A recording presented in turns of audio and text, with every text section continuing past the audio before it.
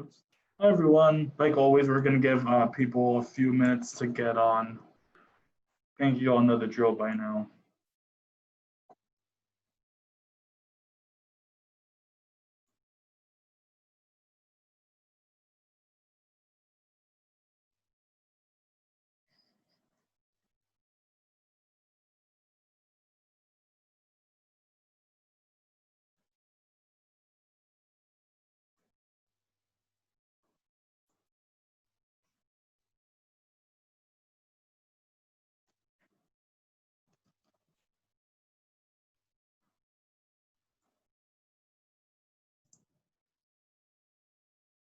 Wait, so are we presenting on Friday or on Monday?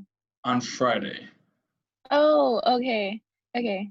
Yeah, and I'm going to send out an email too later this week. We've been having a lot of things going on our end. So just trying to make sure that we get everything going.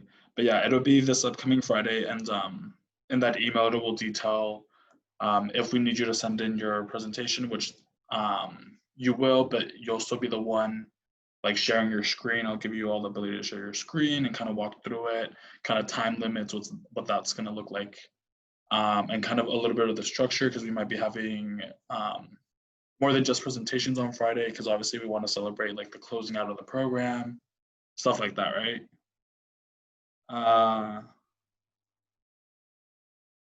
Okay, cool. Let me go ahead, share my screen with you all. Okay, can you all see that? Okay, let's see.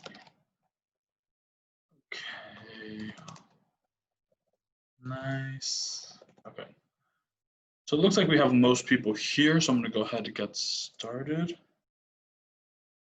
Yeah, actually I have a portion for that, Martha, so we'll get to it in just a little bit. Thank you for asking though. So welcome everyone to session 9 out of 10 of our Youth for Justice Summer Institute. Thank you so much for sticking along. We've been having pretty much everyone who attended our first session is still here, which is a really, really crazy thing. Like retention rate for, I know a lot of institutes like this tends to be a little hard, especially when it's virtual. So thank you everyone for sticking with us. And we're just super excited to provide you all with this. Daniela's excited about this topic. Yeah, same. We have some really, really cool speakers today. So let's go ahead and get started. As you all see on the screen, the topic is immigrants in sports, right? I don't think it's something that's talked about a lot, but more and more we see professional athletes speaking out.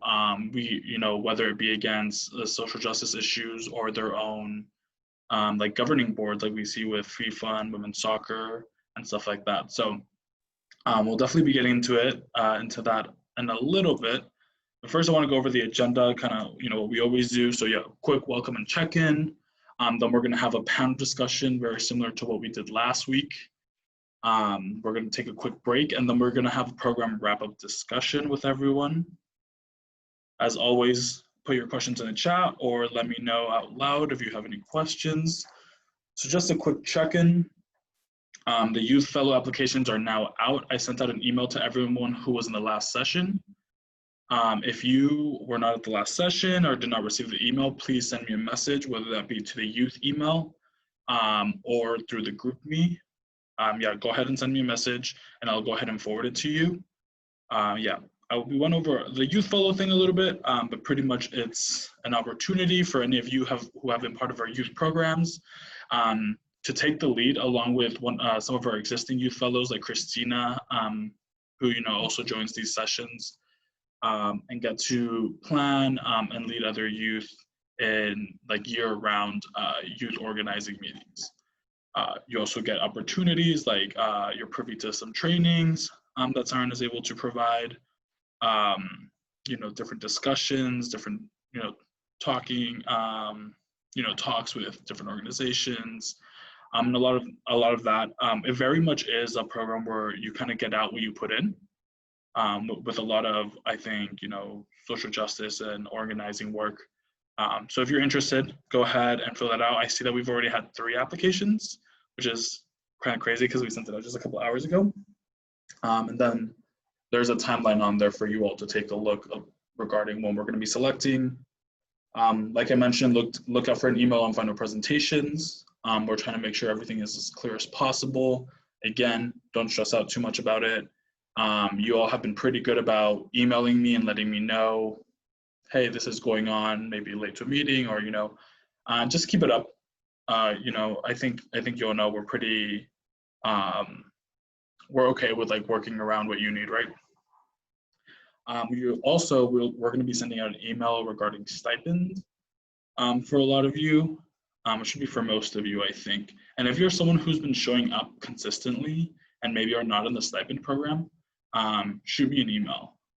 Depending on budget, we'll see if we can get you in. And then I wanted to do a huge congrats to the winners. So last week, Alejandro won our Kahoot, which I hope you all enjoyed. And then Jacqueline and Kenya both submitted shirts. So what we decided to do is we decided to merge the 2 shirts because it was a 50-50 split, kind of in our staff too. So yeah, so we're gonna go ahead and be putting your prizes actually on your stipend for all 3 of you. So even though originally we hadn't planned for a prize for the Kahoot, we decided that you deserved it. So we're gonna go ahead and add that dollar amount to your end of the year stipend. And there's a question, am I eligible for the youth fellowship if I'm a recent college graduate? If you're within the age range, you're more than welcome to apply. But also if you're a college graduate and you're interested in the youth organizing position, you may also want to look at that. Yeah, awesome. Does anyone have any questions? No? Cool. Are you talking about the fellowships, Savani? Yeah. So for right now, it is remote, right? So we're going to be following along. For the fellowship, I think it's 14 to 25. Jai. Awesome. So we're going to go ahead and get head started. I'm going to read out a little bit about you. So we're going to be joined by the Oakland Roots Professional Soccer Organization today. We're super, super excited. We've loved, what we've been able to work on with them so far, and super excited to continue doing those efforts. I'm going to read out a little bit of information about them. So the Oakland Roots Sports Club is an American sports club based in Oakland, California, who began play as a men's professional soccer team. The club was formed in 2018 by a group of Oakland natives and began play in the National Independent Soccer Association in the fall of 2019. And their logo is at the bottom right. Real quick, before I introduce who our speakers from the Oakland Roots are going to be, I want to show you this video. I would recommend to check out their YouTube. They have some really, really well produced material. Can you all hear that? Kam cenafir ab garab nbokal. Trabajando mis raíces a muy temprana edad. Kulitatna fahilna كنا يترسعوا con sacrificios y sudor. Juana daqui hanti sur. Mi jardín fue creciendo más y más. ما بقولكم فلتو. Conoce tus raíces. كم cenafir. So yeah, that was a quick video from their YouTube, which is going to segue perfectly into me introducing some of our speakers today. So I see that speakers are on, so I'm going to go ahead. So our panel for today, we're going to be joined by Julio Cervantes, who is a forward and winger with the Oakland Roots professional soccer team, Johannes Harris, who is a midfielder for the team, and Karen Gonzalez, who, and correct me if I got your job title right, Karen, experiential marketing manager. Yeah, it encompasses a couple of things. I can explain that. Yeah, awesome. Yeah, so if you all are on, I'd love for you all to introduce yourselves a little bit. Maybe we'll start with you, Karen. Sure. Thank you so much for having me today. I'm really excited and very humbled to be here. My name is Karen Gonzalez. I'm an experiential marketing manager for Oakland Roots. Essentially, I sort of oversee and manage anything that has to do with people's interaction and first experiences with Oakland Roots. It ranges from managing some of our player appearances all the way through our customer relations and services and how people view us, and also within the community. So I was kind of given that title because I manage a couple of different areas within the organization. And the best way to describe it is that any experience that you have with Oakland Roots, I usually have some sort of, I wouldn't say, but involvement in it somehow. Awesome. Thank you so much, Karen. Yeah. I'm going to go ahead and pass it on to Julio. I think Julio can. Yeah. He's on. Let me see. Yeah. Yeah, here we go. Can y'all hear me? Yeah. Awesome. Perfect. All right, right on. What's up, y'all? My name is Julio Cervantes.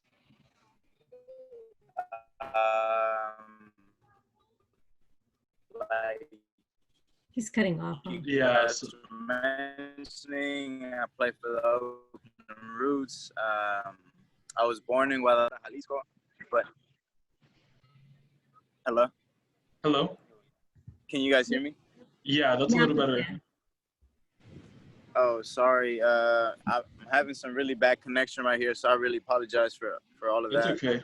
What might also help, if you turn your video off, sometimes that helps with your connection. Okay. Obviously, we'd love to see you both, but Okay, is that a little better? yeah, much better. Okay, cool. My name's, Julio Cervantes. Like you guys were mentioning, play for the Oakland Roots. I was raised in Oakland, California, but I was born in Guadalajara, Jalisco. My parents are both from a small town in Michoacan called La Palma.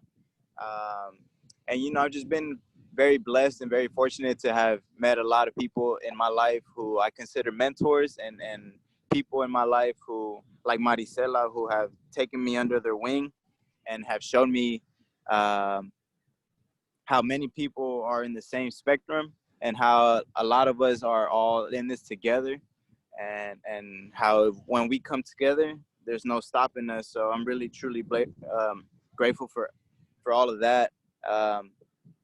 I got introduced to Siren through Maricela. I met her through one of my games, actually, and she mentioned to me everything about Siren, and honestly, since then, I've just been a huge fan, and I'm, like I mentioned before, I'm just truly grateful that Maricela has taken me under her wing.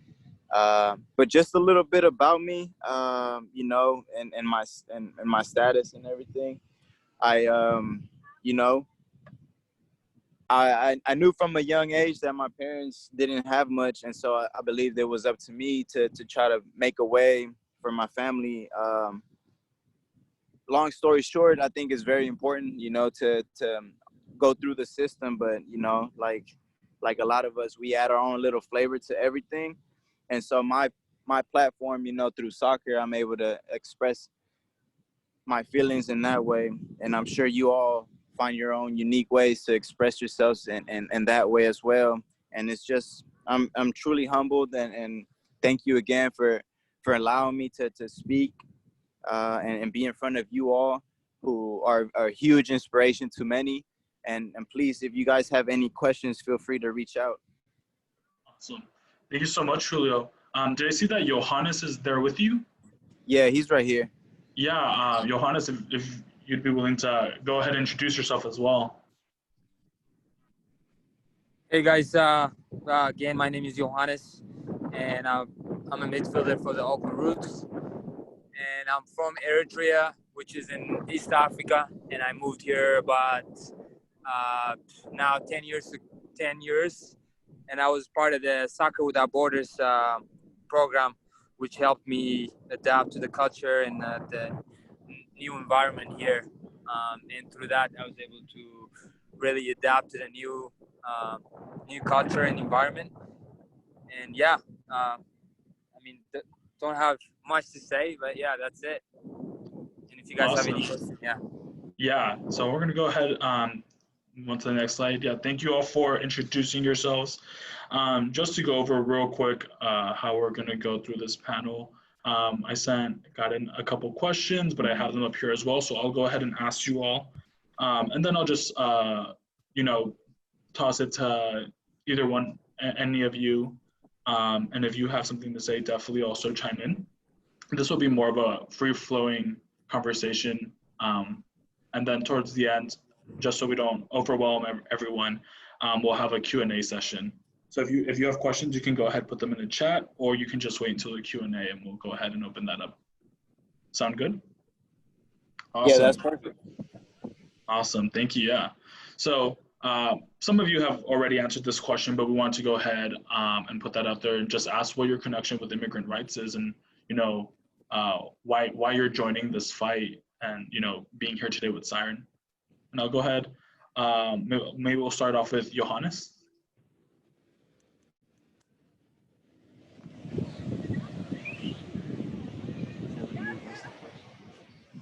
Sorry, Julio was holding the phone and I missed the question. It's very windy where we are.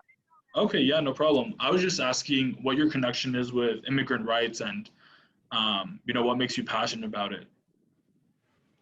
I mean, to be honest, I don't really have much connection as of right now, but me, myself being an immigrant and my family, some of my family's been immigrants, I'm really passionate about it, and I'm willing to help out however I can. And there's people in my community who need help sometimes with their paperwork, and I'm involved in that a little bit, but I'm not really much involved.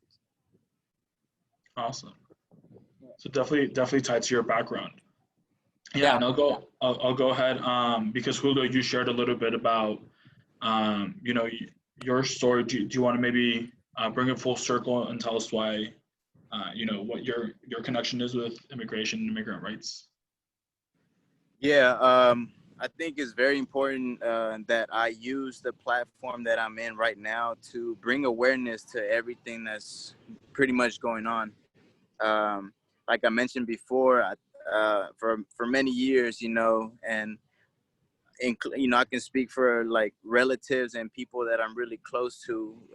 We've been living in the shadow and scared to come out and speak because of the status that we hold, right? And so I'm really just trying to just somehow teach others that expression is very important, and that we shouldn't be afraid, and that we can reach whatever it is that we want to reach despite our status. Because I've grown up in neighborhoods and places where a lot of my friends had that privilege, and I've also had relatives and friends who didn't have that privilege of having that status, right? So it's very important to me that we keep fighting together, that hopefully sometime soon there's change, and that it's very important for us to keep fighting for our future and for our careers more than anything. So I'm just again, in any way that I can help, and any way that I'm able to help, I'm willing to do that. Awesome. Yeah, thank you so much. And I'm gonna go ahead and pass it on to Karen, or Karen, sorry. That's okay. You want to answer for what connection do we have with immigrant rights? What's your connection with it? Yeah, so I was undocumented for about 20 plus years, my whole life. I was before there was DACA or anything of that, there was a lot more difficult ways for us to go to college and all of that. And so I went through kind of, I'm a little bit older, so I went through the time or era where there wasn't a DACA and there wasn't ways for us to go to college and get paid for. And it was really, really tough on me.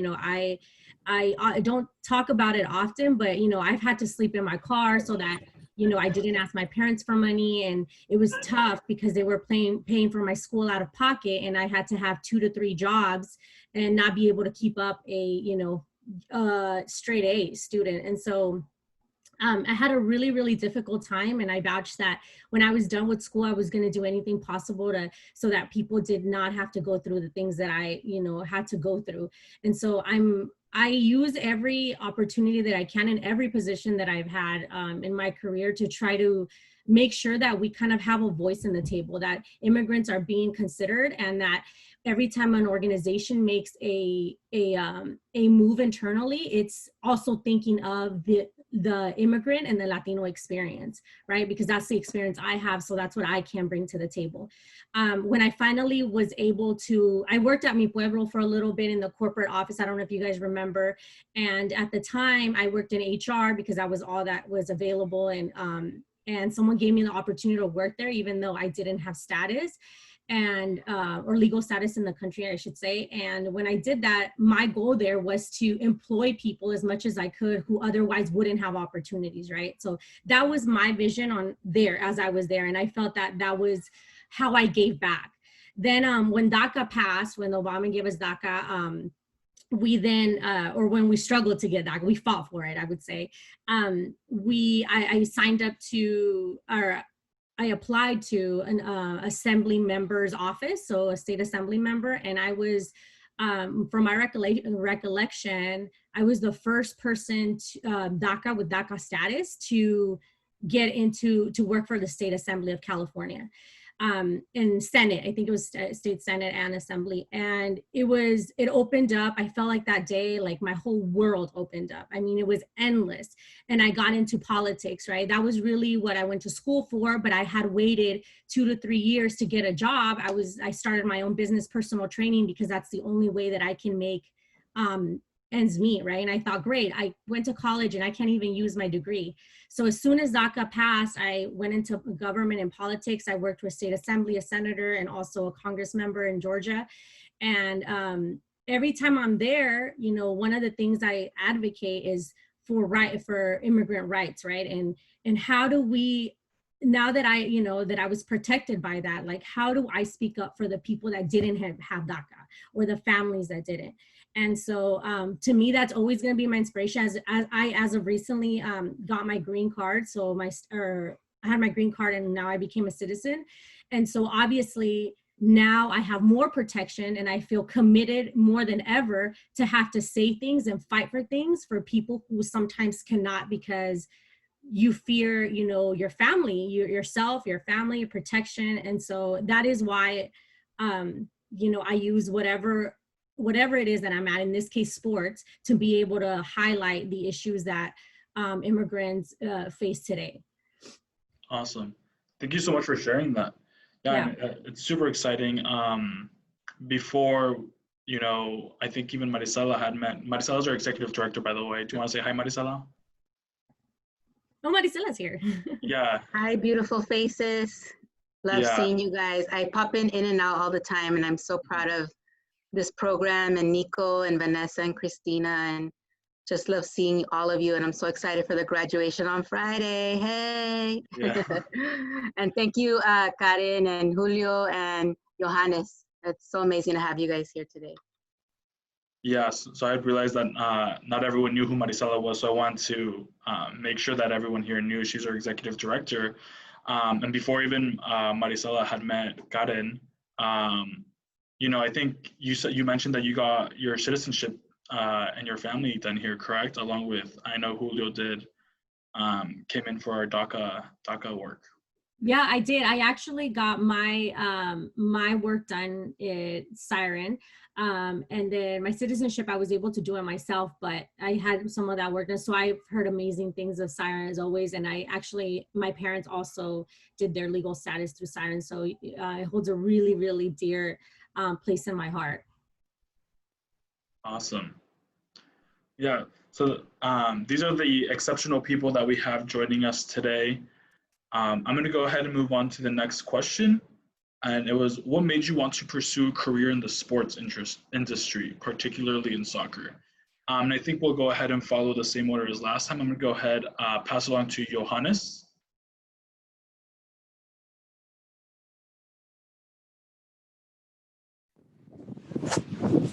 You said what made me pursue soccer in the sports world?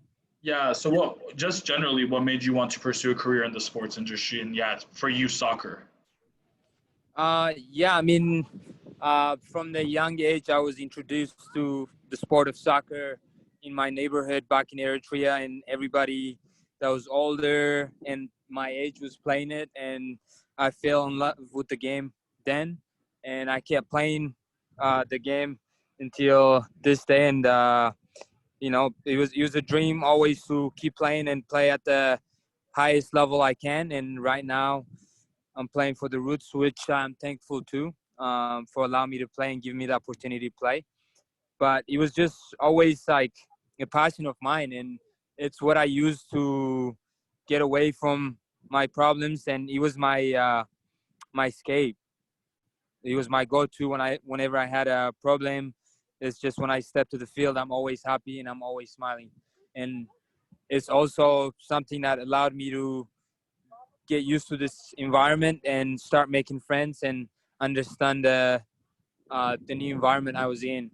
Through soccer, I was able to meet a lot of new people, and it just allowed me to adapt to the new environment.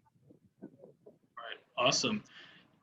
Yeah, we definitely heard that soccer is a universal language, right? It reaches to every corner of the world. Yeah, Awesome. Thank you for sharing that. And yeah, Julio, I wanted to pass along the same question to you. What made you want to pursue a career in the sports industry and in soccer? I mean, I share a lot of similarity with Johannes. It's a way for me to just get away and forget about my problems and be with just friends, but more so just different people. I've been blessed to have met a lot of people from different backgrounds and people who truly understand the position that I'm in and the position that they're in, and so it's really really nice to see just two different worlds come together in the sports world. I was introduced to soccer at a young age as well, but kind of late in the soccer world. I didn't start playing soccer until I was 12. I used to always just play basketball and football, and then I got introduced to soccer, through my Latino friends, and so ever since then, I just fell in love with it. But more so, I believe it was just calling my name more than anything. And at a young age, I knew that this was something that I wanted to pursue for the right being of just like having fun, meeting a lot of people, and then one day, using that platform to share my story, because I know I'm not the only one, and hopefully one day just inspire youth who are on the same boat or who want to walk the same path. And if I can just do that, I'll be a happy man. But at the same time, before soccer, I was a PE teacher and I was a gardener. So just something about me just being around the youth, the community, always brings joy and happiness to my life. And at the end of the day, whether soccer is around or not, I think life can always be beautiful. Awesome. Yeah. And it's great that you mentioned too, previous jobs that you've had, because I think a lot of people tend to think, especially with professional sports, it has to be, a straight shot. And that, that isn't always the case, right? So, Right. yeah. I'd like to, pass it on to you, Karen, because I know your path was a little different as well. Yeah, it was. So I'm glad you brought that up. I've done everything. I've coached personal training. I used to be a personal trainer. I cleaned houses with my mom up until a few months ago, when they need stuff or when someone doesn't show up for work or something, I go. So one of the things that being undocumented taught me was that you adjust to anything and everything for survival, and therefore nothing ever is hard for you, and it's not demeaning to you. You understand the hard work behind everything like that sometimes other people don't understand. So I didn't, just to answer that question, I didn't start in the sports industry, and I didn't have particularly a liking for it. I actually love soccer. I played soccer when I was younger. My father used to coach me. He played pro, and my brother also plays. And so to me, soccer was just a way of where I went for it. It like democratized everything, right? It made me feel like I was the same like everybody. It didn't matter if I was playing women from Walnut Creek or Livermore, where they had money, they were paying coaches thousands and thousands of dollars. and I had my dad to coach me, right? Like he coached us. So I would show up and we would beat them, and it would just, it felt good to be in a space where you kind of were equal, that no matter what, like money didn't matter. It was all just you, skills, and the opponent, right? But I wasn't great at it, so I would never be pro. So I left it and started kind of focusing more on school. Like I said, I got into government and politics. That's the area that called me because I'm passionate about all this, and I have a really easy time expressing myself. I'm very opinionated. So I knew that was where I wanted to be at. But like I said, everywhere that I've gone, you know, I try to advocate for the things that are important to me. And obviously immigration is super important. When I saw Oakland Roots, I came back, I moved away, and then I came back to California, and I saw Oakland Roots was starting a team, and it had to do with community, you know, like a component of community. And I was like, no way, there's no way my first love, soccer, and like community could possibly live together. Like that's, I don't think there's probably very few teams in the whole world, if any, are doing what we're doing. And so when I saw that, I thought I have to be a part of it. Like there's just no way I can let this opportunity pass. And at the time, they didn't have a position that I have right now. They only had like a ticketing position available. And I said, well, hey, like I've adapted to everything else, so I'm gonna just take it. I took it, and pretty soon I just kind of made my way to different positions, got like promoted a couple of times within that year, and time has passed by, and you know, I am still here, and I love it, and I look forward to all the new things that you know, Oakland Roots kind of has in store for our community. Awesome. Yeah, thank you all for sharing. You know, to touch on one of the points that Karen or Gaden had made, yeah, the Oakland Roots does operate a little differently. They have a social justice fund, correct? Is that the name? Yeah, that's correct. A social justice fund where, you know, they had an upcoming event that unfortunately, because of the fires, had to be postponed, but where they raise money for a lot of different organizations and causes, which, like Adam had mentioned, is new to, I think, the greater sports industry, and really teaches us that, you know, advocacy can be found at every levels and should be found at every levels, right? You don't leave your values at the door when you go to work, stuff like that. So that was super important. Yeah. And then this question will be to whichever one of you would like to answer. And it's, what challenges have you faced being an immigrant trying to move into the professional sports industry? I know some of you may have touched on it, so I'll leave it up to any of you who wants to go ahead and touch on it. I'll talk on it so they can. Yeah. So one of the challenges, honestly, to me, is that the soccer landscape in the US is not necessarily welcoming to minorities. When I look at the men's national team and the women's national team of the US, I don't see myself in there. I don't see women that look like me. I don't see men that look like my family members or anything like that. And so that to me says, the first thing it reads is, that's not really my space. That's not really my place, right? Particularly in soccer, it's not like that in all sports, but in soccer it is. And so I think disturbing that through Oakland Roots, or like disturbing that through other organizations, or seeing that there's second, third division soccer and there's competitiveness and there's men and women who play at very great levels, they just play a different style. That to me is a form of shaking up the system, or shaking up how it works. And so to me, my challenge has been, how do I insert some of my philosophies or my personal values into a space that has never really seen it or considered it? And I'm very deliberate in how I say that, on how I say it, or when I bring it into a space. And sometimes I'm like, I told you guys, I told you the community was going to take it this way, or and that's where you have to bring your values. So one of the things I always tell young ladies who kind of ask me for advice is, that is part of your worth. That is part of who you are as a professional. You're bringing an experience, you're bringing something that someone else does not know. And when I talk about, this is how we can reach the Latino community, this is what that is something that you have value as an employee, no matter where you go. I just wanted to make that note, because I think it's important that everybody knows that that's not like an extra. That is part of something that you need to get compensated for, and something that brings value to you. as an employee. Yeah, definitely.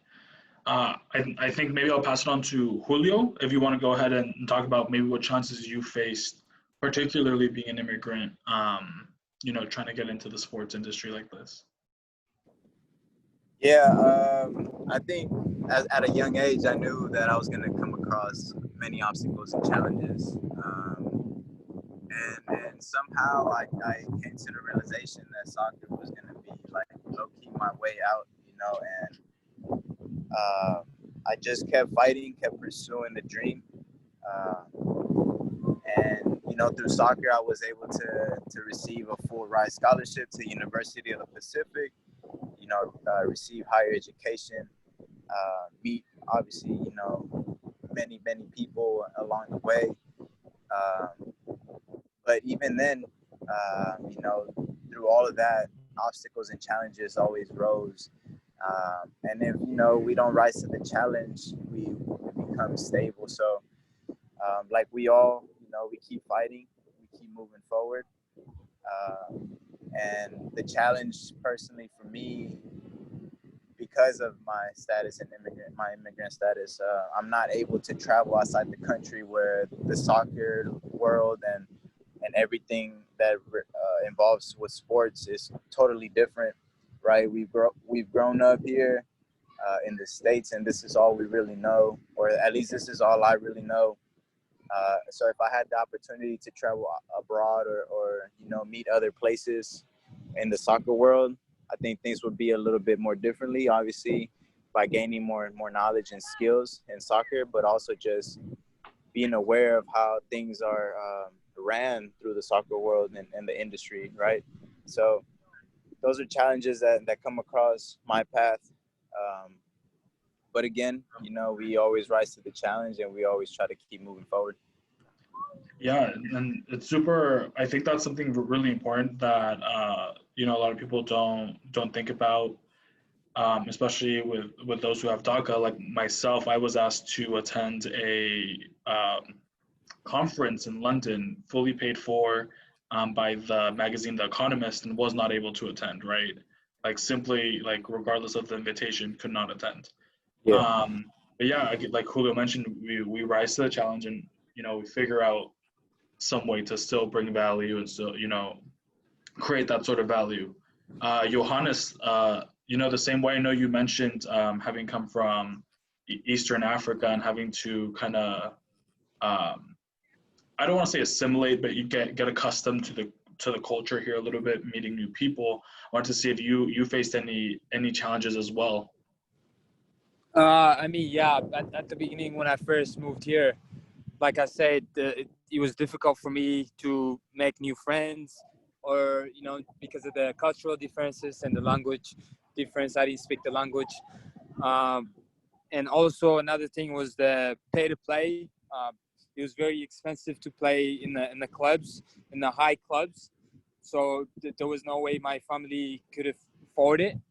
And thankfully, there was a program such as like Soccer Without Borders was there, and I was able to join them, and that's where I started adapting to the new environment. And there I met a lot of people from different backgrounds, so it was great. Awesome. And I do see that some of our youth are wondering, do you want to share a little bit more about what Soccer Without Borders is?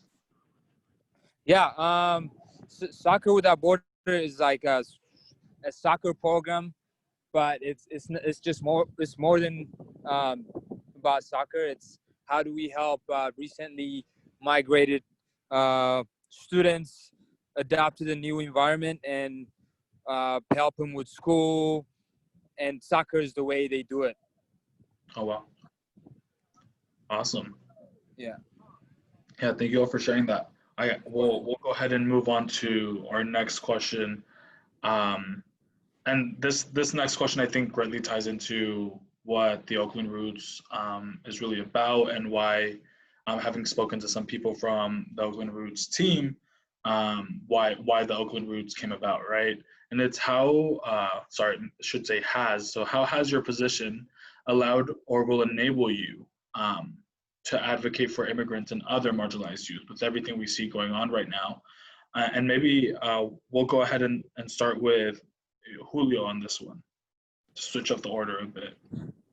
Yeah, such a great question. I think it's really important first to take the initiative to understand the platform that we hold, and I wouldn't say consequences that come with it, but just the awareness of whether that's posting something through social media or attending these meetings or whatever the case might be. I think just understanding the whole spectrum and what that means and actually like what comes with it all. I think we have to be strong and understand that and just keep moving forward with that information given. I think for me personally, I don't have a huge platform, but the platform that I have, I use it to spread awareness through posts, by attending, by just doing any little thing that is possible and that I feel is right and that I know is right, I'm willing to do. And I think it's very important because it'll go a long way. So that's my personal view on it. I think at the end of the day, all we can really do is keep fighting, keep bringing awareness, and just sticking together. Yeah, definitely. Yeah, thank you for that. Yeah, and if Johannes, you want to go ahead and jump into this question about how has your position enabled you or will enable you if that's something that you're looking to do to advocate for other immigrants or marginalized youth? Yeah, I think like Julio said, I don't really have a huge platform, but I try to use my social media platform or just, engaging in conversations and like Julio said, maybe getting in meetings just to spread awareness and see how I can help. Awesome. Yeah, definitely being a body present, whether that means you have a lot of eyes on you, whether on social media, being a body in a room is important, right? Yeah, absolutely. Awesome. And Karen, I don't know if you want to go ahead and jump on this question as well. Yeah, I'll just make it quickly because I talk a lot, so I get excited. But just to add to that, I've been given, honestly, by our leadership, a lot of room to sort of pick on some of the stuff that we want to advocate for. And so anytime there's an opportunity to advocate for immigrant, again, like I said, that's the lens in which I see the world.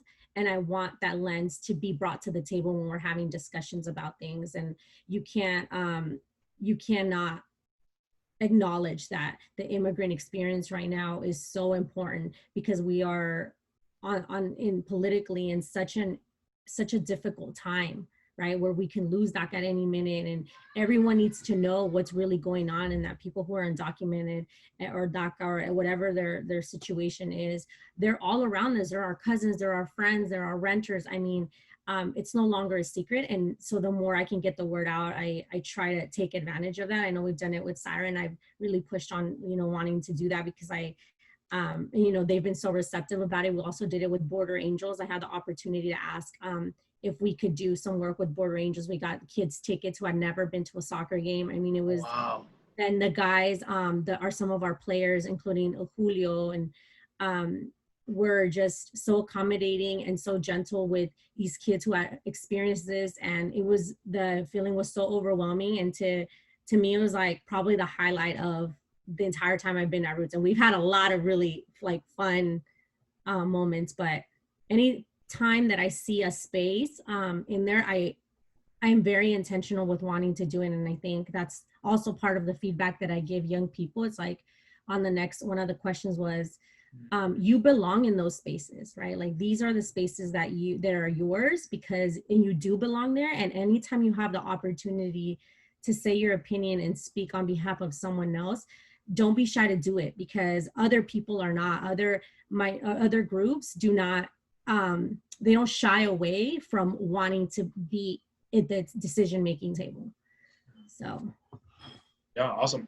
Yeah, and thank you so much for jumping into that next question. I actually was gonna ask you to just jump into it because it tied really well into what you were speaking on. But yeah, I know something that gets brought up a lot is imposter syndrome. And I don't know, Karin, if you had something to add.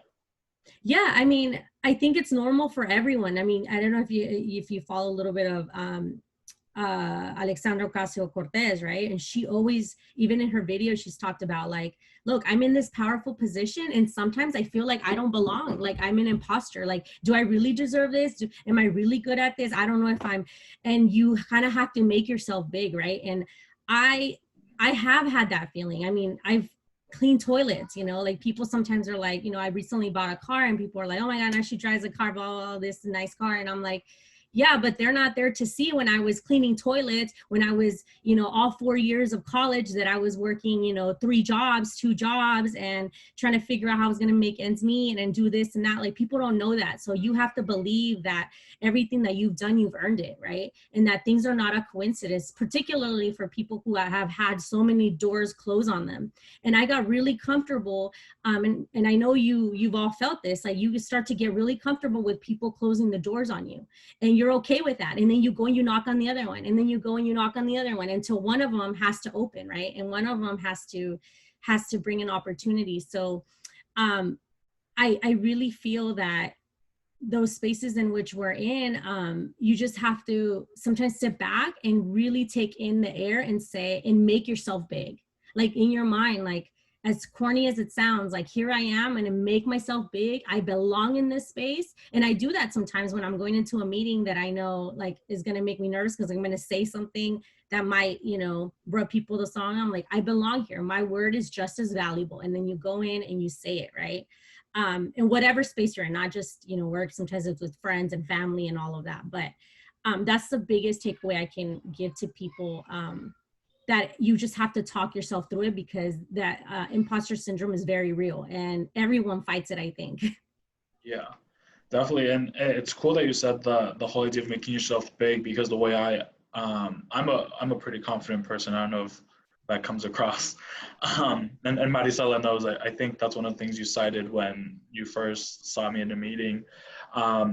But I've always had this idea of, I don't know if you've ever heard the technique of how to scare away a bear, where you're supposed to become taller than it, make more noise than it, and kind of intimidate it away. Not necessarily that I'm trying to intimidate anyone away, but making myself bigger, right? And the bear being, whether that's my feeling. Sorry, I'm looking at Chan that says Karen for got in for Congress. Oh. But yeah, so that's kind of the same mentality I go into. Especially like we talked about last time, because one of our youth here is part of another organization, CLYLP's you know, elected members. We had talked about when I was a president of that program, being 17, you know, talking to people in their 40s, and not shying away from doing that. So it's not always, you know, sometimes it is about the people don't look like you, but sometimes the people don't speak like you. Sometimes they're not your same age. And that can be intimidating as well. Awesome. Yeah, thank you for sharing that. I'm going to go ahead and pass it on to Johannes, and about maybe what advice you have for young people, and then more specifically about, you know, whether they want to pursue professional sports, kind of like you did.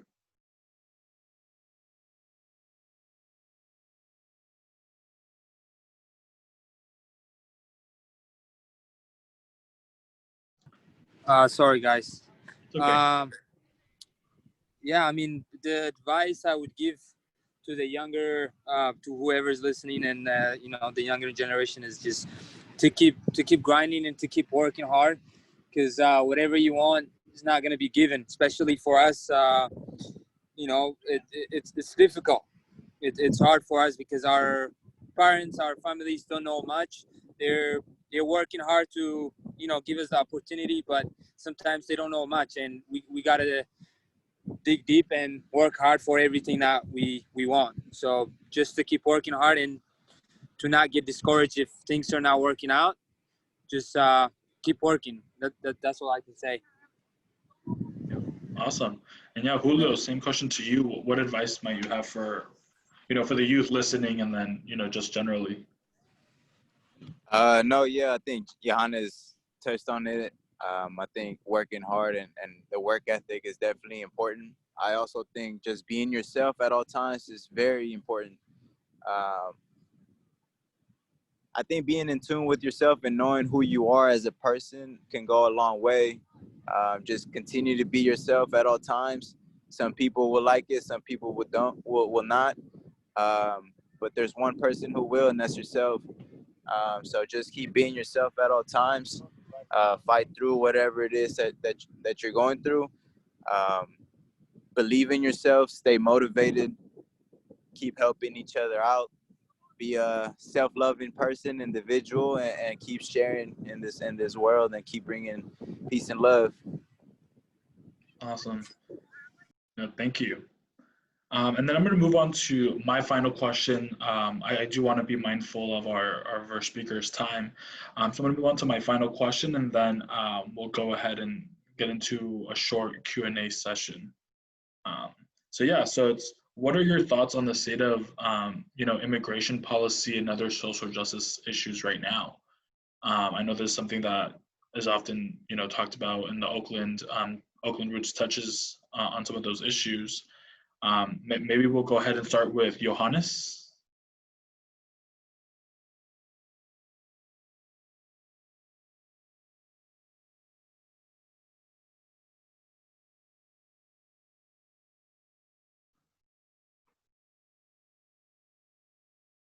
Let's see.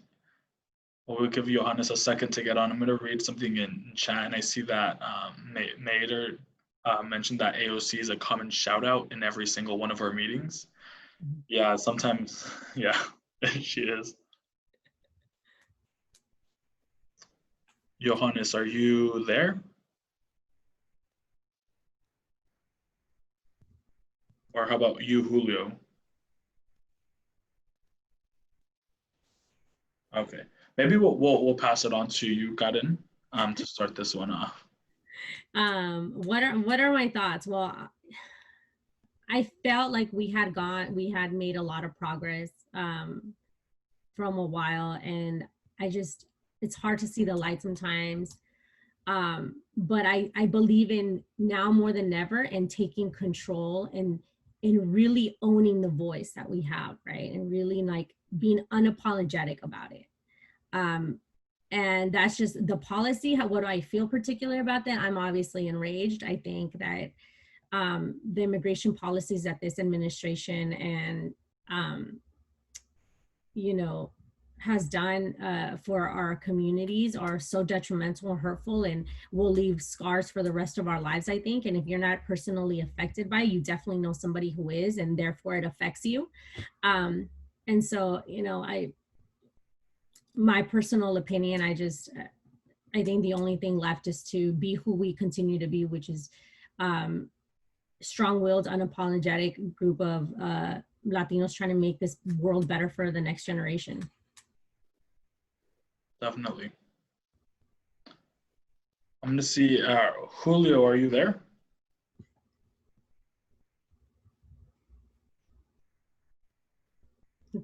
His phone is there, but it's not. Yeah, I'm thinking maybe they had to step away. That's okay. I know they're out at the field right now, it seems. Yeah, they are. Yeah, so I mean, big, huge shout out for them for, hopping on, regardless of being on the field. But I want to open it up. If you want to go ahead and ask a question, maybe do the raise hand feature, or go ahead and put it in chat, and then we can ask it right now.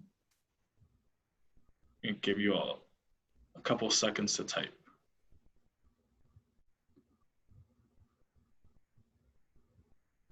While we wait for some people to ask some questions, I don't know, Karin, if you had anything else you want to share about the Oakland Roots? Yeah, so we are having a justice match. I think you talked about it in part of the justice match is we're going to talk about the issues of equity and women and race issues that are going around. And our goal is really to push forward the conversation, whether it's in sports and in general. And so part of this match is going to be women and men playing each other, like a mixed gender game. And the proceeds that we make from that game are going to go to organizations that we're working with, one of them being Siren, another one being Black Lives Matter organization. And we are going to be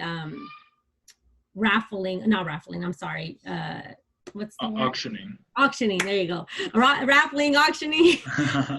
Auctioning Julio's jersey, our DACA jersey, and it's going to say Julio Cervantes on it, and we're going to be raffling that, auctioning that one off, and 100% of those proceeds will be going to Siren.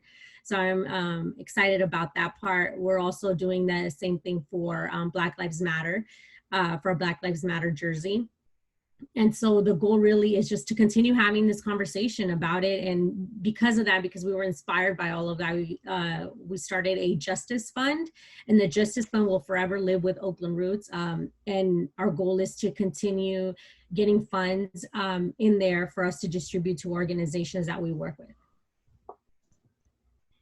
Awesome. Yeah. And Siren is super excited to be a part of that work. I know that right now I took a look at the website, and things are postponed because of the fires for now, but a new date will be announced. Yes. And then we'll definitely, let all of you know to go ahead and log on. Let me go ahead, pull something up here to have you all take a look. We were working on quite a few things for this. Let's see.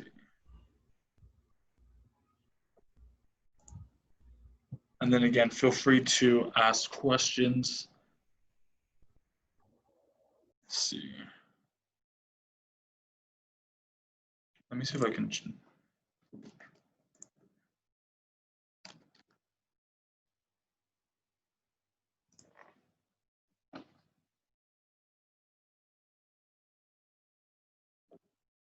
we go. I'm gonna go ahead and share my screen. So just to show you all a quick rough draft of some of the things we were working on, we'll definitely get out all this information for you to take a look at about the justice match, about the, Julio's jersey that he so graciously is, donating and allowing, the Oakland Roots to auction it off. And then just some more information. Obviously, the fight for DACA still continues. As much as we talk about DACA, DACA doesn't provide any permanent legal status, and also doesn't address the fact that there's a lot of people who can't apply for DACA. Even those who would qualify for DACA right now, because of the administration and some of the memos that they've put out, they've stopped new applications once again, which I know here in this office we were gearing up to start helping with. Because it's such an important part to, get new people into that. But yeah, just wanted to share that with you all. We are still super excited about the match. And as was previously mentioned here, we always roll with the punches, right? So for now, it looks like we don't have any questions at the moment. I think Karen, Julio, and Johannes did an amazing job answering these questions, putting you on the hot seat. Mm-hmm. So it looks like Julio and Johannes had to jump off, which is fine, but we want to extend a huge just thank you to yourself and your team for helping organize this, for taking the time and understanding, just like Siren does, the value of youth organizing and working with youth. So yeah, thank you.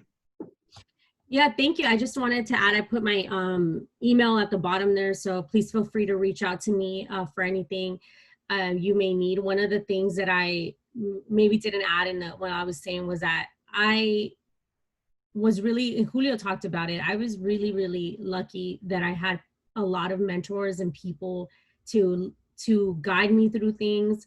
The college application process, there was no such thing as it was like AB6, AB540, like all these things. Like I had no idea. We're first generation. My parents still don't know. I book flights for them. I pay their bills. I do, as a lot of you do for your families. And it's tough and it's hard and it's stressful, and it's okay to be overwhelmed. It's okay to cry because sometimes you can't see the light, and it's okay to ask for help. And it's okay to, grab onto someone who's, extending their arm. It's okay to grab their hand and say, hey, I need help with this. Because a lot of people helped me. A lot of people. I had jobs because because I expressed to them, my difficulties, and they were willing to help me. And sometimes it's hard to do that and put yourself out there, but the worst they can say to you is no. And one of those will say yes to you.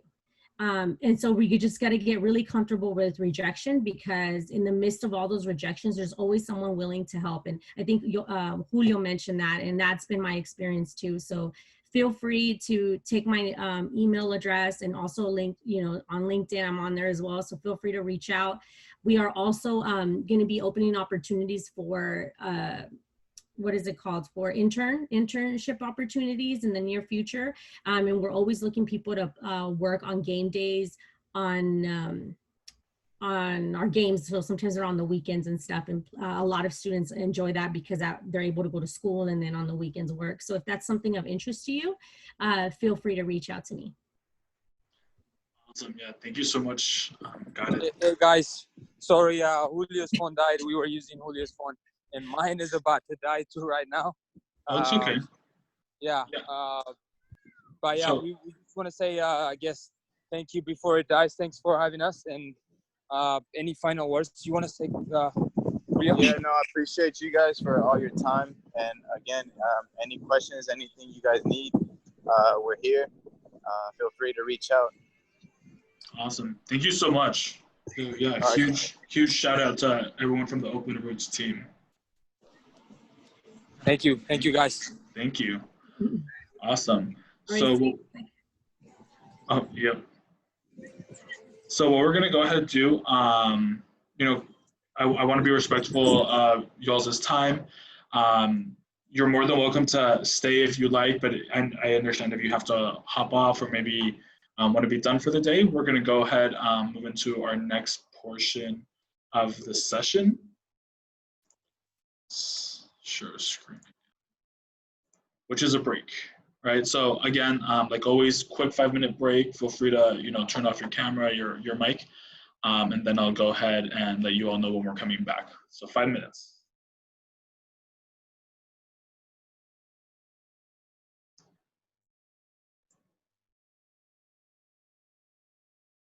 Okay, if you all wouldn't mind start coming back.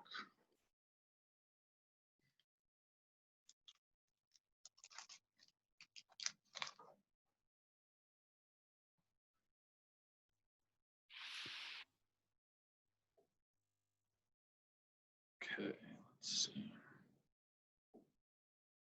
Let's give everyone about a minute to get back.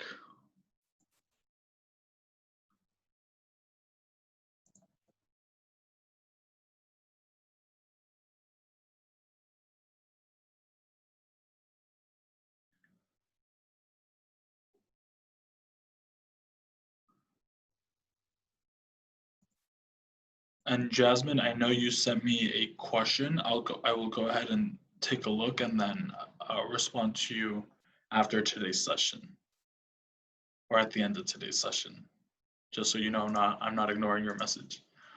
Awesome. Well, what did you all think about our speakers today? Kind of what they had to say.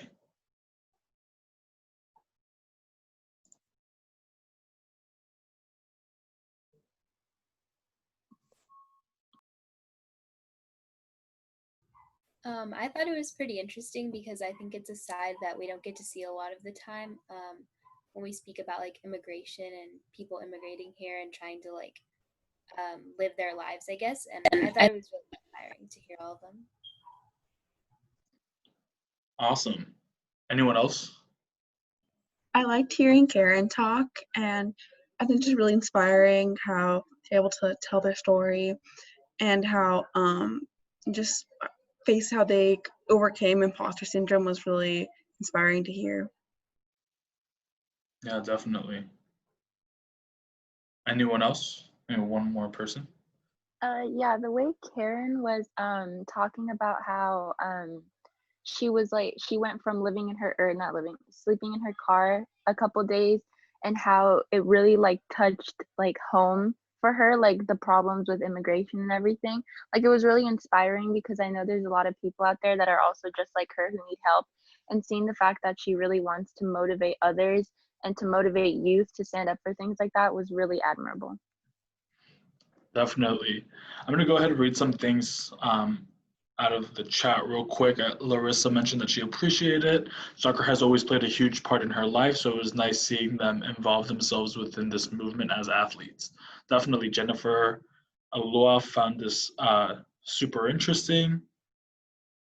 Francis mentioned, I thought it was really great what they do with using soccer to speak out about immigrant issues because it's not something you see often in any kind of sports. And Paula mentioned, Garden is so hardworking and inspiring. And Jacqueline and Kelly seem to agree. Alejandra said it was really cool. Alejandra said it was really cool to hear about Soccer Without Borders. I had never heard of it before, but it's cool to see how local organizations are using sports and community building to address immigrant issues. Definitely. Great. Well, I'm glad you all enjoyed it. Let's go ahead and move into our next session. Real quick, let me read what Diana said. Diana said, yeah, I really enjoyed hearing what Gaden had to say and found it inspiring how she found a way to give others an opportunity they might have not been given somewhere else. Brenda says, I agree. It was really interesting to hear how they address immigrant issues while also pursuing their passion and interest. Oh, wow. Y'all are becoming really talkative right now.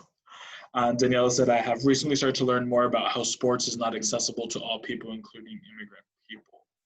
Yeah, there's definitely some barriers to entry, right?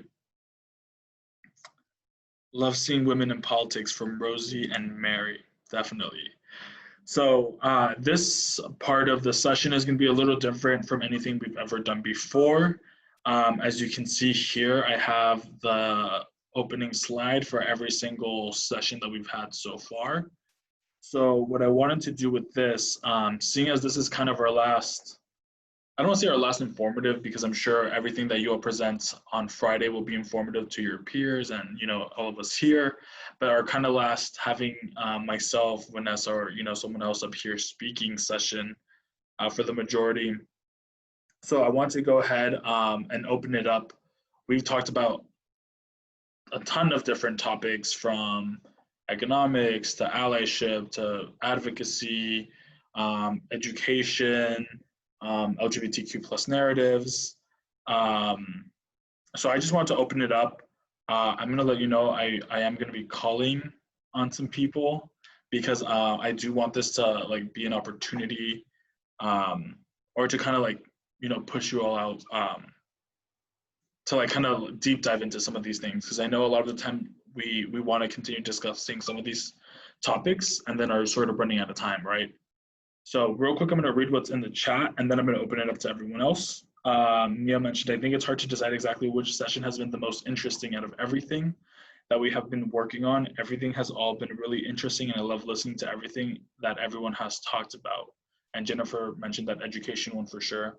So maybe even if it's not necessarily your favorite, do we want to talk about maybe something you've learned? So let's open it up to see one of those things that we've learned and kind of get the discussion going.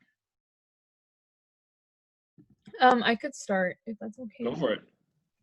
Well, first of all, like agreeing with Nia, like all of these were very, very good and informative. I learned a lot and I also unlearned a lot, which I think is also important.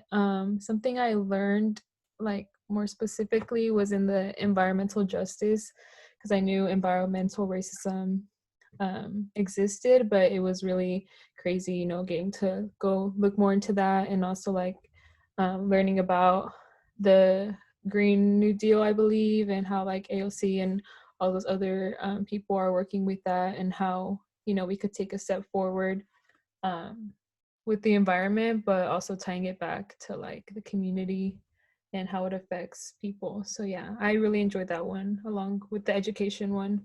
I feel like I learned a lot in everything, of course, but in those two, yeah. Awesome, and that's definitely something we're seeing right now with the fires, right, and our farm workers. And yeah, was someone speaking?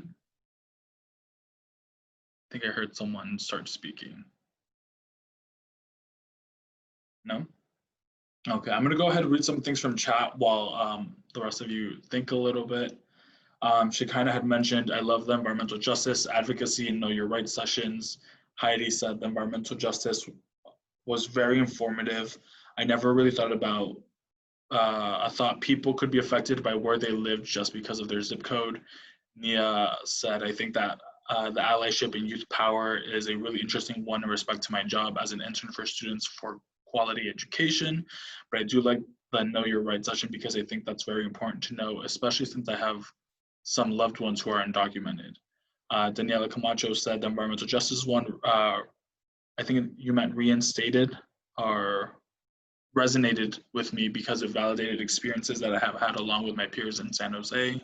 And Betsy, yes, know your rights session. I've actually been able to spread that info recently to my community.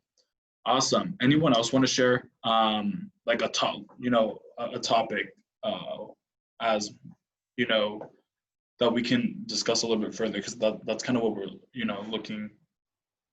I want to give you all the chance to discuss some of the things that we maybe didn't get into, or maybe a topic we haven't covered, right? So I said that education was my favorite one because it was one of the first ones we did, and it was in a different format. Like, we got to watch videos, and I always knew that the South or the place of the video was always less educated, but I didn't know to what extent. Like, in the same district, one was acceptable and the other one was rotting. I didn't know that it was in the same district and that race affected it that much. Definitely. Yeah. And taking all this information and then being able to tie it back to immigrant rights, right? So Vani in chat mentioned learning about economics made me want to deep dive back into my economics class. Yeah, so definitely all these classes that we take, going to school, whether you're still in school right now or not, the fact of the matter is that that's just a skill set, right? A foundation to then do something with it. And I know I mentioned it every session, I was an economics major. It's like a broken record at this point. But yeah, it's not even so much about like what I learned. It's about taking these concepts and applying it and seeing them in the real world, right? We talked a lot about in that session about how street vendors were themselves entrepreneurs, right? They're running their own small businesses, and when we really think about it, they're thinking about pricing and how much they're selling and what they need to sell to survive, right? They themselves are implementing different economics and business strategies, even if they didn't get that formal education or are calling it those things, right? It's super important to kind of think about that, right? And then how Gaden had mentioned, we can't be, even whether you have humble roots or aren't working like the super decorated job or whatever, can't be something that we're, embarrassed about, right? So from chat, Larissa mentioned every single session was honestly super informative, and they helped me become more aware of many issues and how they directly affected certain groups. Although we may be disadvantaged in certain areas, it's important to realize that we are also privileged in other aspects as well. Super important. Betsy said econ majors represent. Yeah, always. Daniela, you're writing me an essay, but I'm liking it. Definitely economics, because that it addressed how many immigrants created businesses and how they are working jobs that use very little talking because of the language barrier. It was also interesting when we had the conversation that a stay-at-home parent is looked down on for people of color, but a goal for white people. It was also my favorite one because I feel like it was the one with the most participation. Yeah, everyone, yeah, definitely, that was a hot topic for sure. Thank you for the message, Rosie and Mary. Don't worry, do what you can. Brenda, yes, chicharroneros and paleteros are entrepreneurs and we must continue to support and protect them. They are small businesses too. Jocelyn is agreeing. And Nazrin said, I liked the economic session as well, since it really shows how immigrants are the foundation of our economy in the country. Definitely. And I see that Mater has your hand up. Oh, yeah, I do. I was gonna talk about how like the justice system like leaves like immigrants behind, and like the lack of like translators for certain things. And I found that really interesting in the conversation that we had about like oh my God, my brain's like blinking, but I have a memory of having this conversation with someone here. I don't remember if it was in a small group or like in a bigger group, but having a conversation about how like people's perspective on like what immigrants' role in like the economy is and how like how much they provide for like the economy, and also like whether they're fully human or not, like literally comes into debate so often, like way too often.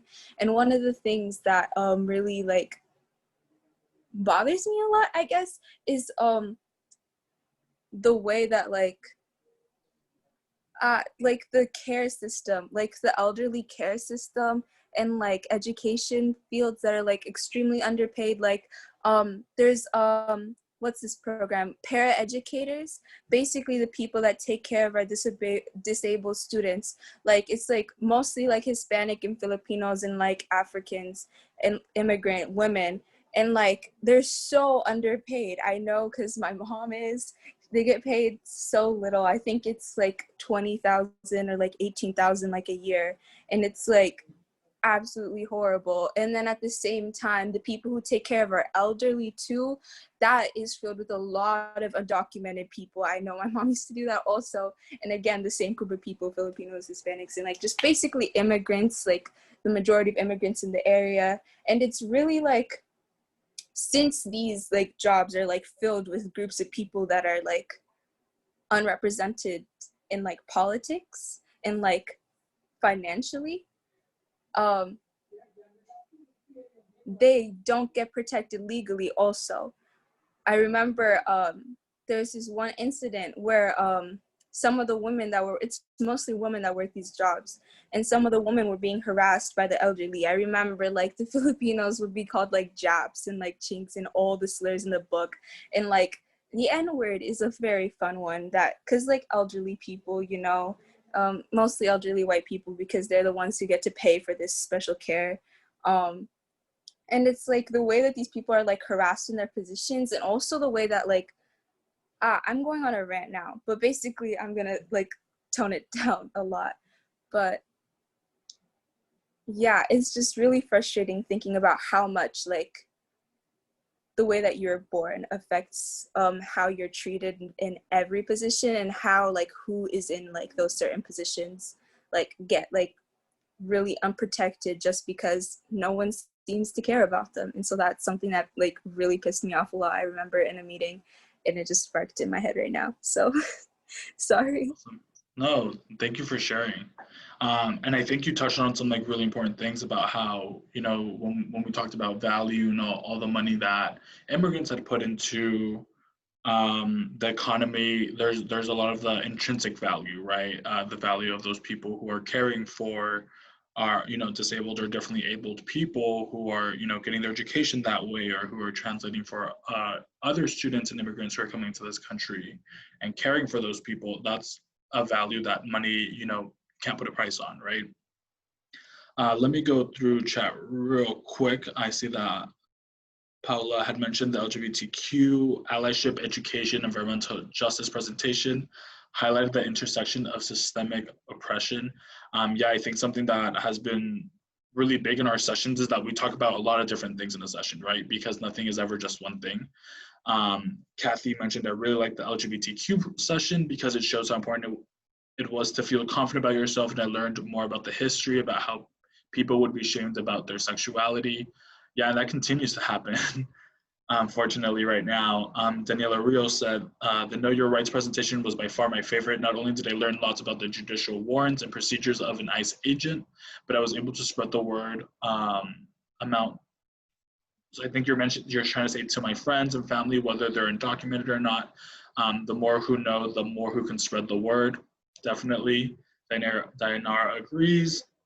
Jennifer said, know Your Rights presentation, so informative. Betsy was saying preach, Mater.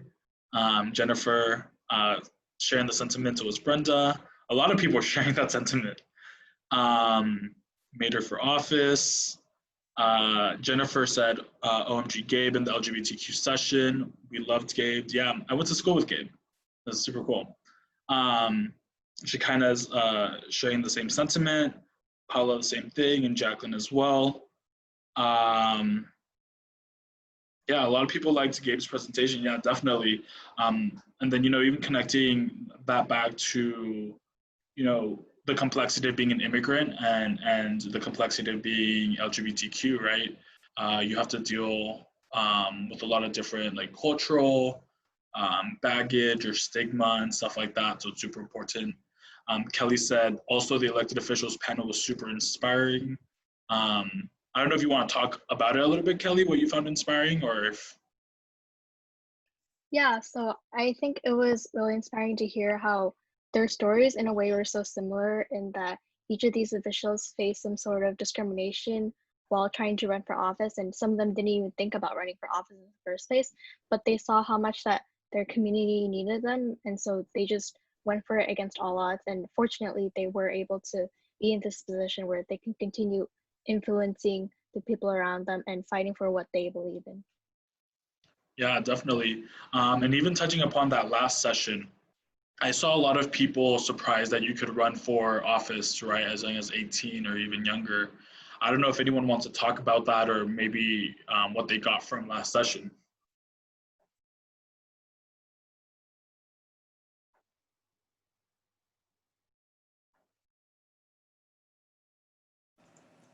Oh, I literally started like researching like which positions like are available at like which age range and like who's in them right now and like all a bunch of different things. And it sort of got me in contact with a couple like local campaigns, which is really cool. And yeah, it was really like interesting because like it really opened me to like a world of like, oh my God, these positions exist. I didn't even know these people ran for these positions.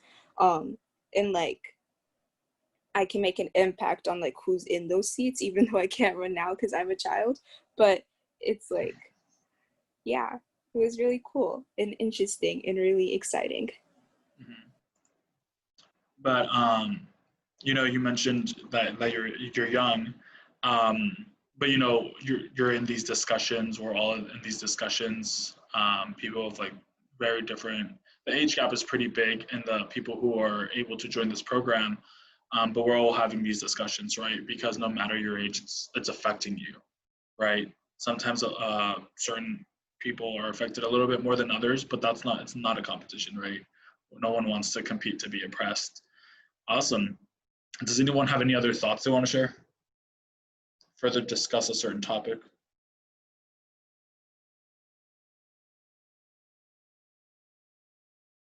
Rosa, yeah, go ahead. Yeah, so can everyone hear me? Yep, or Okay, I can. yeah, so I just wanted to say thank you to everyone. Like, I know the program is coming to an end, but I'm really grateful that I've been able to be part of a space with people like all of you. And I just want to tell everyone that I've learned a lot.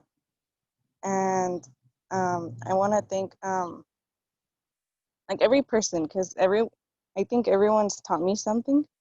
And also the sessions, I think my favorite ones were the education one, the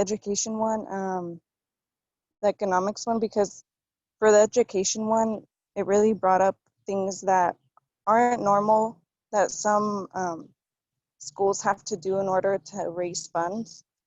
And I realized that my school sometimes does those things, and it's not something that we should have to do. And so I wasn't here for the environmental justice one, but I know that my neighboring town of Lanier has it has arsenic in the water, and so I know that's an environmental injustice, and that's something that I've been working on and fighting for. And as far as the economics session, I really liked it because I didn't even know that like it's not something we learn in school, and we don't learn that immigrants are such a big part in this economy, and it's just really heartbreaking that some people think they don't matter, but they do. So Right. yeah, that's all I wanted to say. Awesome. Yeah, thank you for sharing. And yeah, and definitely, keep up the hard work. It's great to hear that, you know, you're taking upon yourself a little bit to tackle some of those issues. I'm gonna go ahead and throw it to Jocelyn. I have, I think it's 3 sessions that I really liked that were my favorite. The first one being the Know Your Rights workshop. I learned a lot from that, and especially because I'm interested in workers' rights, like knowing like what happens if ICE comes to the workplace. Like that was really helpful for me, and that's something that I learned about. I also like the environmental justice one, and it's weird how like we learned about it like right before like the fires happened, so that was really helpful as well. I mean, learning about the Green New Deal, I heard about it, but learning about the econ behind it was helpful as well. And the other thing was I'm blanking out right now. But but definitely like knowing, like having that background, that information on econ was really helpful, because a lot of times people like to argue with econ, and especially with like immigration, it's like, oh, like immigrants take jobs and this and that. But you can, with the information that you learn, you can, you know, argue back with econ as well. And so like, no, actually, like they provide like businesses and things like that. And that's why I hope in the future I'll be able to get a master's degree in public policy and like take econ classes, so like I can be able to, you know, argue back with stats and econ. I mean, and it's sad that we have to argue with that, because it's like, no, like we're all humans and everybody deserves dignity, but unfortunately people like to argue with econ and say no, like they don't deserve it. So yeah, and I think one thing that I would have liked to see is like information on community organizing, like more specifically, because I think it's like a possible like future career choice for a lot of the youth here, and even like for me. And I think even some of the speakers too on the elected officials panel, like they had community organizing experience, and I think it would have been really cool to see, like, for example, like what were some tactics that they did? Was it like strikes, or like what are some like things that they learned that could be helpful for future youth organizers? So yeah, I took a lot out of this program, and the community here is really great. It makes me feel like hopeful, because, you know, I'm talking a lot now, but it just makes me feel hopeful. And, you know, now that I'm out of college, it just, every time I have a meeting, it makes me feel happy to know that there's like youth who are motivated to take on these issues as well. Awesome. Thanks for sharing. And yeah, definitely let us know what, you know, as we're starting to wind down, what, you know, what you would still like, because just because this program is over, we still have a youth program that runs yearly, right? Meets once every 2 weeks, not as often. But obviously all of you are more than welcome to join that, and we'll be sending out more information about that. And that's a topic that maybe could be covered during that program. And as you know, Siren does a lot of community organizing. So, you know, it doesn't mean that we can't share any resources with you, right? For all of you, same way as a lot of our speakers were like, hey, here's my contact information, let me know. Same with me. I mean, you all have access to me with the youth email and the group me. So if you ever have any of those questions or are looking for those resources, just let me know. We can try to get you connected. Awesome. I'm going to reach out real quick. I know I'm going to throw it over to Diana. Daniela Camacho has said, seeing people that look like me and have similar experiences was absolutely inspiring. I enjoyed hearing all that the elected officials had to say. Paula had mentioned that yes, BIPOC are so underrepresented in government. And a lot of people were hyping up Jocelyn, which is awesome. Go ahead, Diana. Yeah, so I kind of wanted to add on to what Rosa said about learning a lot from everyone else, because like every presentation, I've taken away a lot from the information I've been given, but I've also taken a lot away from the people that have been attending the meetings and commenting and sharing their personal experiences, because I haven't experienced what all of you have. And like, I get to learn something from you when you like share your experiences or share your point of view on something, because even then I'm like, oh, I hadn't thought about that, or I didn't think of it that way.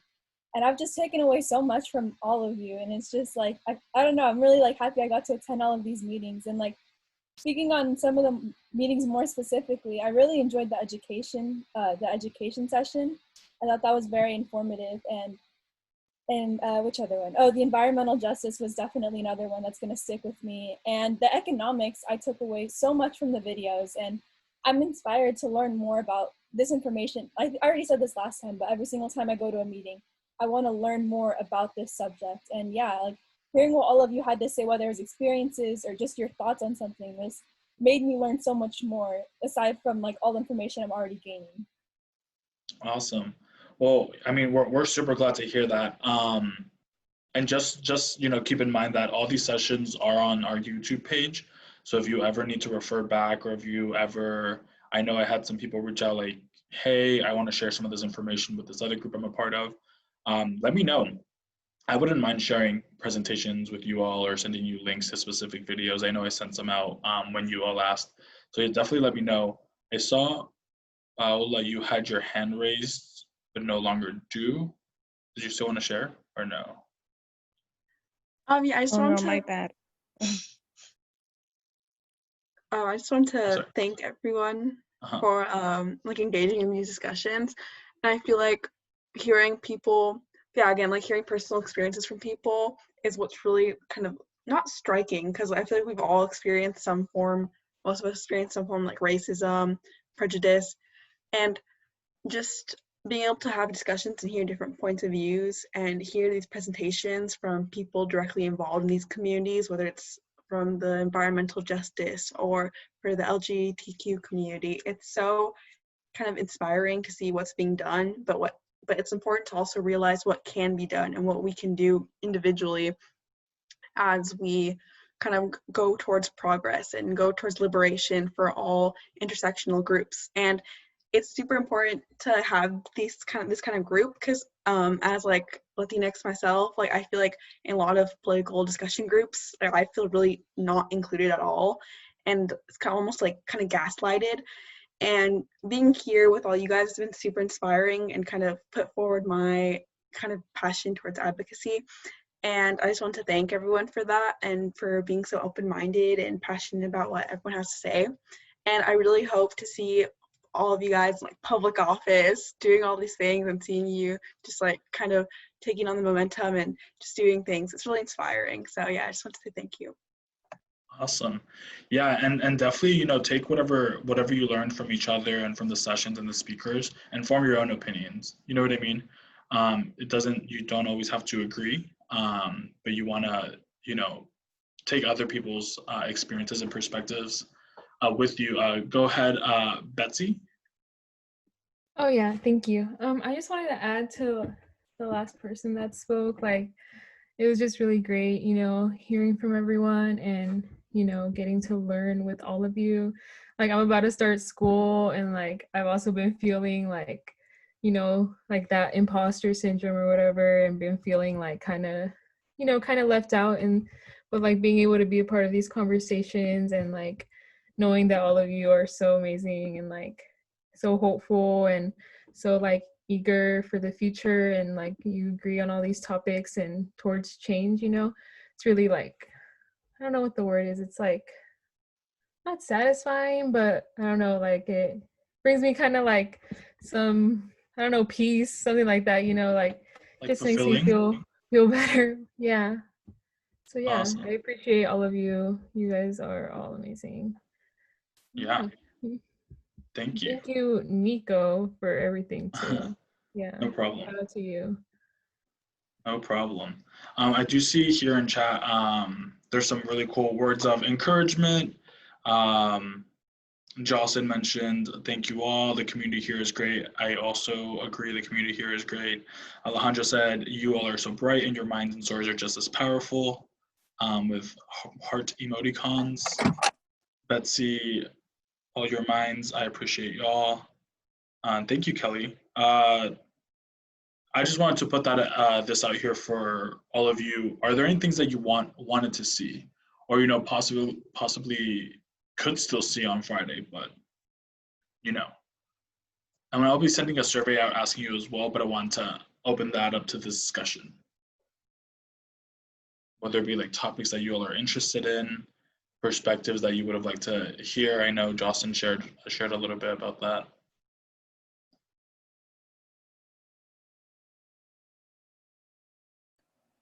I would love to learn more about like the human trafficking that goes on in like the US. Like it's something that I hear about and I know people that like have gone not personally, but I hear of people that have gone missing and like in the immigration system I have like family members that are like refugees like me and like got lost and we don't know where they are. And like it's sort of a thing where we just don't know. And I'd love to learn about that. I don't know from where, but I hope to learn more. Yeah, it seems like a lot of people are also interested in learning that. Definitely myself as well. Anything else?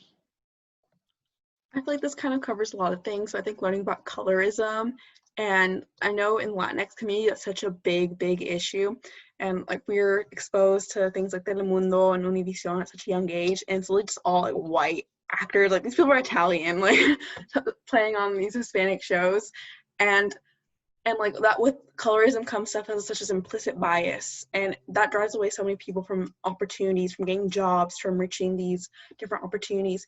And it's so kind of heartbreaking that I feel like there's not much you can do about it, because like my school does implicit bias trainings, and like I feel like seeing the statistics even after those are implemented are really disappointed. You still see Black and brown students being disproportionately affected by suspensions, and I'd want to hear more about that, hear what other kind of statistics are there about that, and just learn more about the topic.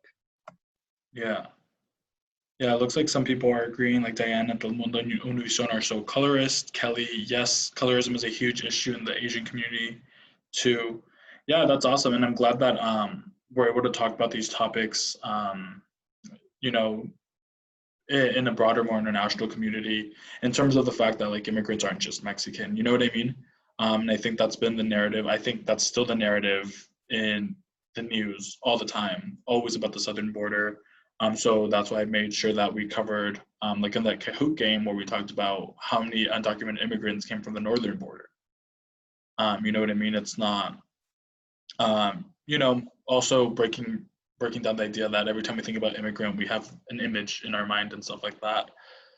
Yeah, did anyone else want to share before we start closing out?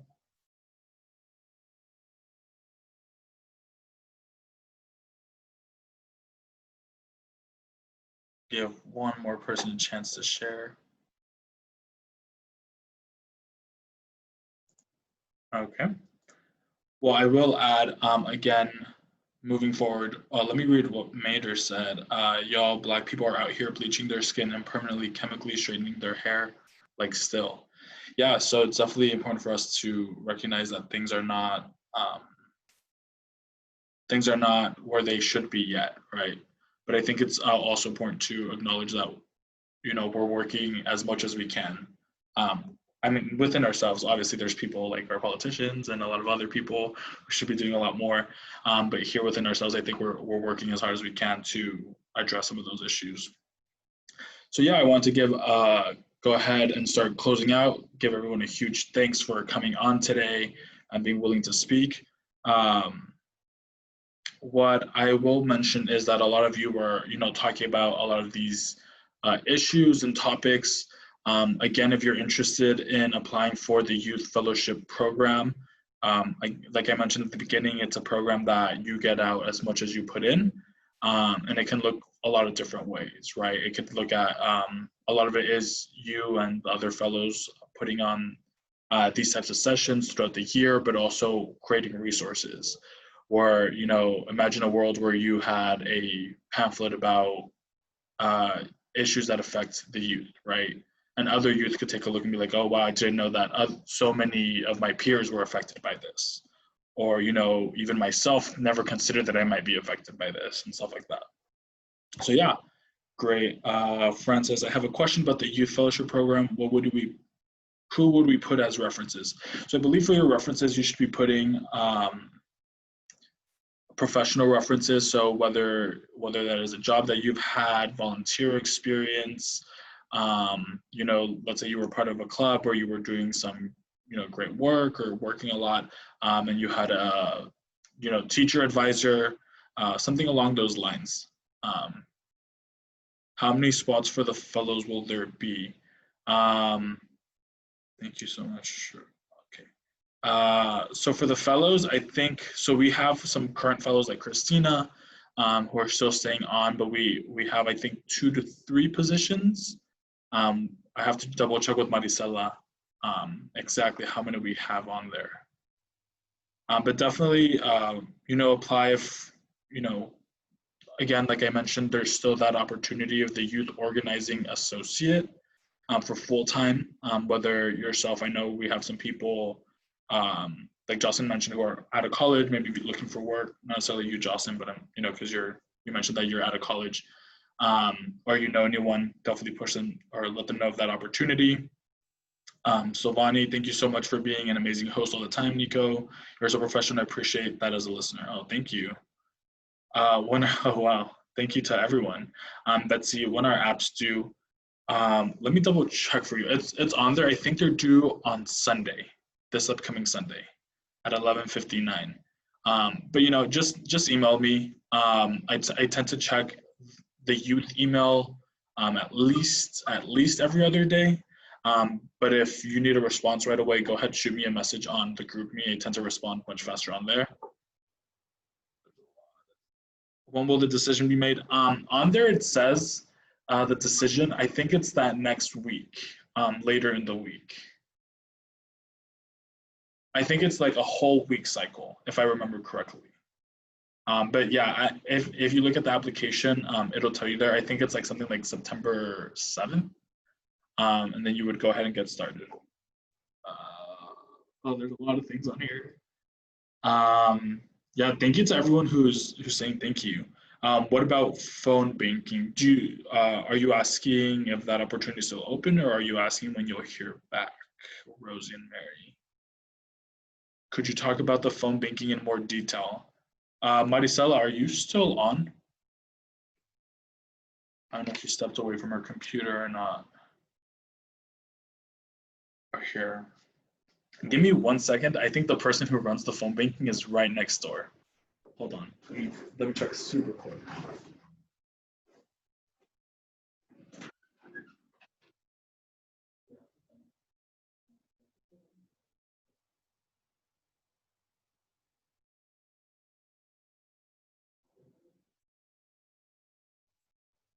Just like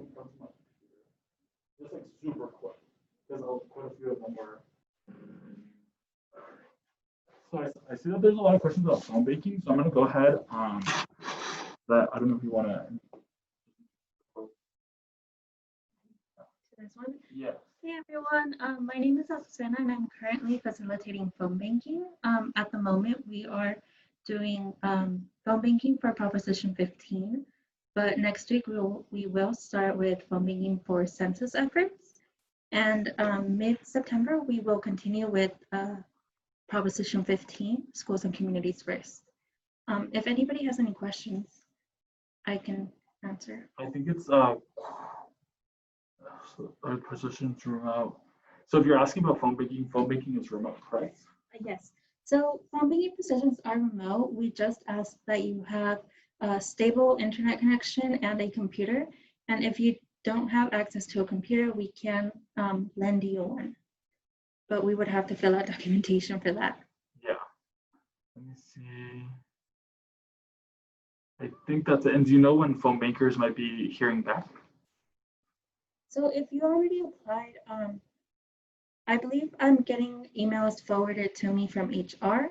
I've set up interviews with some people, but HR should be sending me more emails. soon so I can set up interviews. The interviews that I'm doing are only about 15 minutes, so pretty short, and we ask about availability. So if HR has not forwarded me the emails, then I'd say to get in contact with HR again to see if you can schedule an interview with me. Yeah. And then just to clarify, I think we do different phone banking campaigns throughout the year.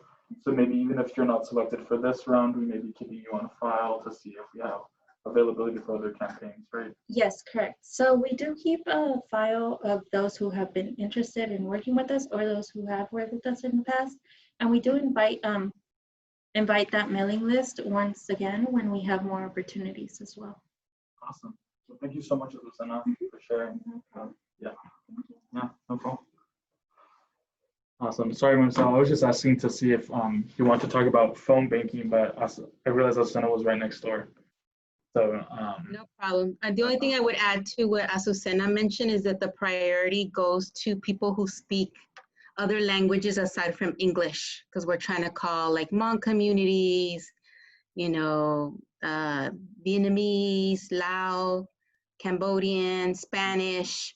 Those are the priority languages, because there's a lot of other organizations calling English speaking. So, and we're targeting immigrants, hard to reach communities. And so if you specify that in your resume application, then those people have been screened first. If you were missing a cover letter, most likely HR didn't look at it, and they'll email you and say, please submit a cover letter with your resume, because that's kind of the standard, right? We want to train young people to what it takes to apply, and so we want you to go through that effort. And we'll also go through a process where we'll give you feedback on your resume and cover letter once you're you know, on board with Siren, because we want to make sure we're also helping you grow professionally. But yeah, just wanted to add that. awesome. And yeah, all the positions are remote for the phone banking and the youth fellow. I know that there's a lot of questions about that. There's a lot of messages here on the chat. Give me 1 second. Just to reiterate, I believe that the due date is for the youth fellow application is this upcoming Sunday at 11:59 p.m. And then the decision will be announced a full week later. I know a lot of you are asking. Yeah, thank you all for your nice messages as well. I'm gonna miss coming to these as well. I see there's a lot of those. Is there an age requirement, Maricela, for the phone banking? No, there isn't. You just have to be legally able to work in California. So I think you can get a work permit starting at age 16. I think as young as 15. I got mine at 15. 15, okay, yeah, so 15. And then we do deposit the checks to your bank account. So if you don't have a bank account, we just need, one, if you're under 18, you need permission from your parents. We need that. And then if you don't have a bank account, we just need a signature that you're allowing us to put money into your parents' bank account or whoever else. But yeah, no age. Yeah, just the requirement about working legally. Age requirement is the most important. And then I see that Diana's asking, are there other opportunities for youth to stay involved outside of the fellowship? Yeah, so like I mentioned, we do have that year-round youth program that meets bi-weekly that will provide you all with more information and definitely invitations. Definitely if you want to stick on that group me and so, you know, form community that way, talk to each other. I know that we have volunteer opportunities that pop up throughout the year. So the best way to keep up to date with everything is to follow our socials, like on Instagram, on Twitter. I think I've shared those a couple of times, but I'll send them out again. Yeah, there's tons of opportunities, especially maybe as we start moving out of COVID. Siren tends to host a lot of events. We've even hosted galas, yearly galas, where we had like Los Tigres del Norte come out because they've worked with Siren. So there's tons of ways to stay involved. If for whatever reason you have like something in mind that you want to work on, maybe you're like, oh, asking Siren, you know, if they have any experience with this, or asking them any of, you know, you can also take initiative and reach out to us and let us know how we can be a part of that, especially during COVID. I know a lot of people are looking for professional opportunities in terms of like building up their resume and working on projects. So just let us know. Let me see. What if we speak Spanish? Yeah. So definitely, if you know you speak other languages other than English, it's very helpful with phone banking.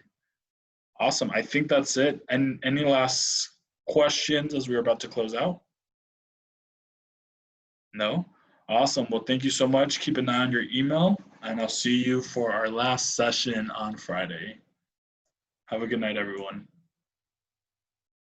Thank you. Good night. Good night. Bye. Thank you so much. Bye. Bye. Thank you. See you.